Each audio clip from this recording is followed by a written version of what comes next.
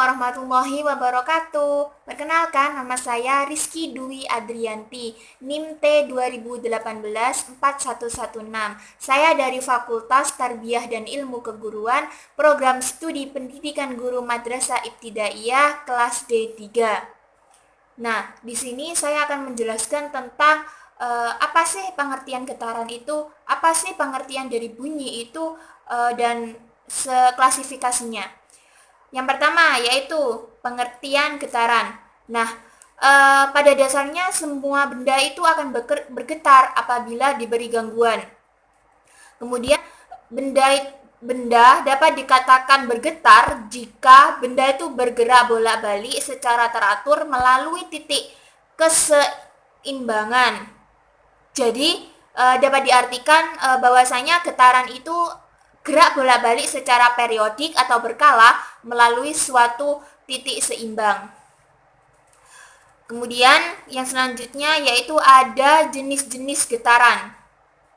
Nah, jenis-jenis getaran ini ada dua, yaitu yang pertama getaran bebas.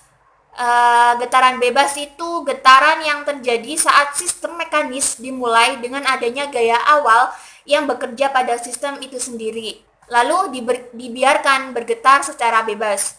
Kemudian yang kedua yaitu getaran paksa. Nah, getaran paksa itu sendiri yaitu getaran yang terjadi saat gerakan bolak-balik karena adanya gaya luar yang secara paksa menciptakan getaran pada sistem. Nah, contoh dari getaran bebas itu sendiri yaitu bandul yang ditarik lalu dilepaskan dan dibiarkan menghasilkan getaran hingga pergerakan bandul tersebut berhenti. Nah, contoh dari getaran paksa itu sendiri yaitu getaran rumah roboh yang saat gempa. Itu namanya disebut getaran paksa.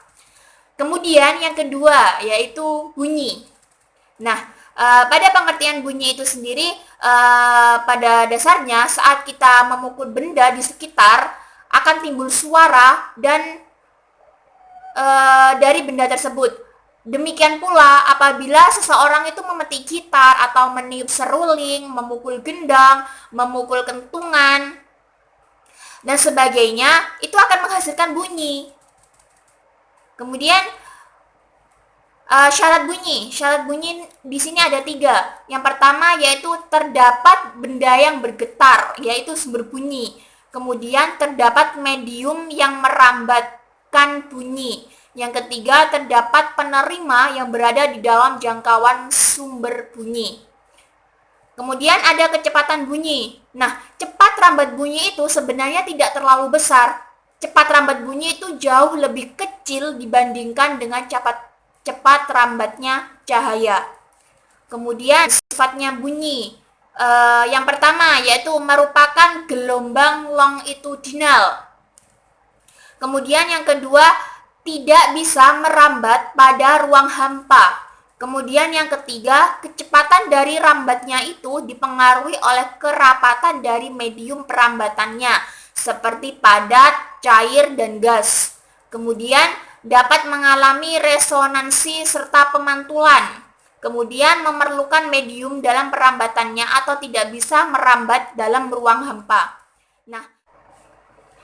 Nah, resonansi bunyi itu sendiri yaitu suatu peristiwa atau kejadian di mana ikut bergetarnya suatu benda dikarenakan getaran benda lain, sebab frekuensinya itu sama. Nah, bunyi tersebut itu dapat mengalami pemantulan. Pada proses pemantulan bunyi itu dimanfaatkan sebagai berikut. Yang pertama yaitu penentuan cepat rambat bunyi. Kemudian yang kedua, pendeteksian cacat dan retak pada pipa logam. Kemudian survei geofisika. Kemudian pengukuran ketebalan pelat logam. Kemudian pengukuran kedalaman tempat. Yang selanjutnya yaitu proses perambatan pada bunyi. Nah, proses perambatan pada bunyi ini ada beberapa perambatan. Yang pertama yaitu perambatan bunyi melalui benda padat. Nah, contohnya itu kita membuat mainan telepon-teleponan.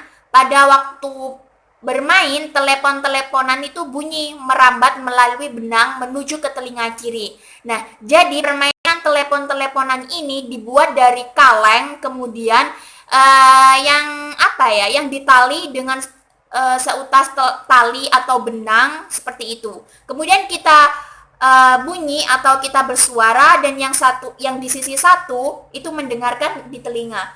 Itu akan menghasilkan rambatan bunyi. Kemudian yang kedua, yaitu perambatan bunyi melalui benda cair. Nah, ketika dua batu diadu di dalam air, bunyi yang ditimbulkan dapat kita dengar. Nah, hal ini menunjukkan bahwa bunyi dapat merambat melalui zat cair. Kemudian pemantulan atau perambatan bunyi melalui gas. Udara itu merupakan benda gas. Nah, kita dapat mendengar suara orang berbicara, burung berkicau, dan sirine bunyi mobil polisi karena getaran suara itu masuk ke telinga kita, sama halnya dengan bunyi guntur. Guntur itu dapat kita dengar karena getaran suaranya itu masuk ke telinga setelah merambat melalui udara. Kemudian yang poin selanjutnya yaitu pemantulan dan penyerapan bunyi.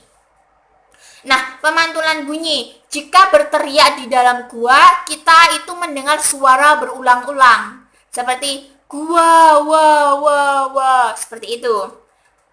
Di sini ada beberapa perambatan suara. Yang pertama yaitu gema. Gema adalah pantulan bunyi yang terdengar lengkap sesudah bunyi asli.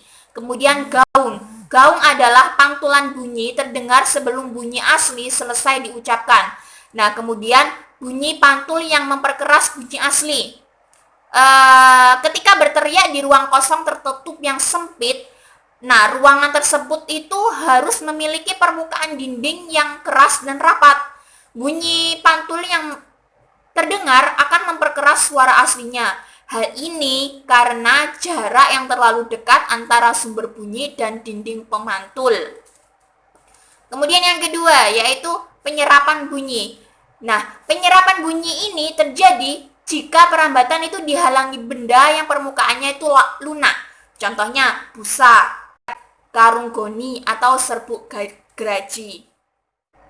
Nah, mungkin hanya itu saja yang bisa saya sampaikan. Kurang lebihnya mohon maaf. Wabillahi taufiq wal hidayah. Wassalamualaikum warahmatullahi wabarakatuh.